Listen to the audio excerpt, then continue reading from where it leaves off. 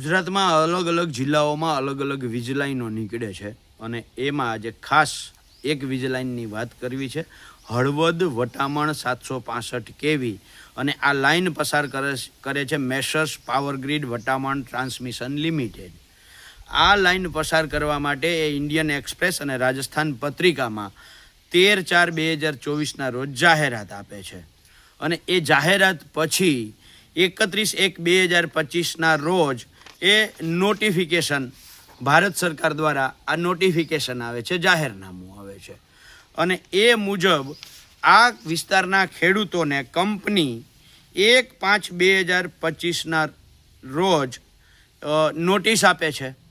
એવી જ રીતે કલેક્ટર 5/6/2025 અને 11/6/2025ના રોજ નોટિસ આપે છે અને છેલ્લે કલેક્ટર 17/6/2025ના રોજ એના માટે હુકમ કરે છે। આ એની હુકમની કોપી રહી, આ એ હુકમની કોપી છે। તો આમાં તમે પૂછશો કે આમાં નવું શું છે? નવું એ છે કે આ લાઈનમાં ત્યાંના ખેડૂતોનો જે દાવો છે એ મુજબ ત્યાંના એક ધારાસભ્ય શ્રી સુરેન્દ્રનગર જિલ્લાના પ્રકાશભાઈ વરમોરા, જેનું આ કાગળમાં 7 નંબર ઉપર નામ છે અને આ કાગળ જે છે એ જ્યારે કંપનીવાળા ખેડૂતોને નોટિસ આપવા આવ્યા ત્યારે એણે ફોટો પાડેલો છે અને એવો ખેડૂતોનો દાવો છે અને એ ફોટામાં પ્રકાશભાઈ વરમોરાનું વઢવાણનું ખેતર આવે છે। એની અંદર કેટલા ચોરસ મીટર જગ્યા એમની કપાતમાં જાય છે, એટલે કે કેટલા ચોરસ મીટરમાંથી આ વીજ લાઈન પસાર થશે, એનો કોરિડોર અને એના પોલનું બધી જ વિગત આની અંદર છે।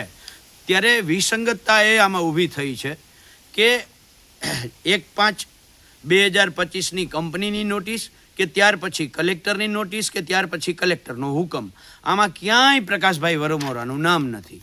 એટલે ત્યાંના ખેડૂતોએ અંદર ઊંડા ઉતરીને અભ્યાસ કર્યો તો ખબર પડી કે એ જ ખેતરનું પ્રકાશભાઈએ તો બિનખેતી કરાવી નાખ્યું છે અને બિનખેતી ક્યારે કરાવ્યું હતા કે જાહેરનામું હતું 31 જાન્યુઆરી 2025નું અને ત્યાર પછી આ જે એને થયું, એનો જે હુકમ થયો અને હુકમની જે નોંધ પડી એની અંદર લખ્યું છે કે આ અરજી જે છે એ બિનખેતી મેળવવા તારીખ 4/3/2025ના રોજ ઓનલાઈન અરજીથી માગણી કરે છે અને 3/4/2025ના રોજ હુકમ ક્રમાંક નંબર 273/08/05/048/02025 મુજબ એ બિનખેતીનો હુકમ થાય છે અને એની આ નોંધ પડી છે। આ નોંધ એની અંદર ખેડૂતોએ મને મોકલી છે।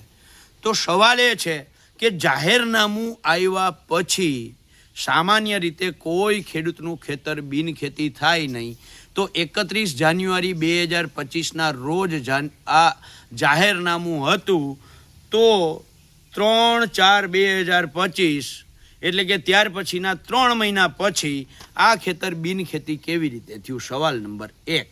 સવાલ નંબર 2, આ 3/4/2025ના રોજ જાહેરનામું થયા પછી જે ખેડૂતોને નોટિસ મળી, અલગ અલગ જે કંપનીએ નોટિસો આપી, એ કંપનીએ મેં અગાઉ કહ્યું એમ 1/5/2025ના રોજ કંપનીએ નોટિસ આપી, 5/6 અને 11/6ના રોજ કલેક્ટરે નોટિસ આપી। તો એમાંથી પ્રકાશભાઈ વરમોરાના આ ખેતરના સર્વે નંબર સાથે એમનું આખું ઉડી કેવી રીતે ગયું અને 17/6/2025ના રોજ કલેક્ટરે જે હુકમ કર્યો, આ હુકમ ઉડી કેવી રીતે ગયો, હુકમની અંદર પ્રકાશભાઈનું નામ ઉડી કેવી રીતે ગયું?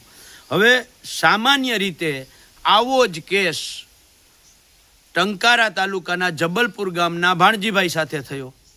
ભાણજીભાઈનું ખેતર જાહેરનામા પહેલાં એનું ખેતર બિનખેતી થઈ ગયેલું હતું, પણ તેમ છતાંય કલેક્ટરની નોટિસમાં એમનું નામ અત્યારે આવે છે। હવે હુકમ શું કરે છે એ જોવાનું છે, પણ ધારાસભ્ય માટે અલગ નિયમો અને ખેડૂતો માટે અલગ નિયમો, આવું શા માટે? આવું સુરેન્દ્રનગર જિલ્લાના ખેડૂતોના સવાલો અત્યારે થાય છે।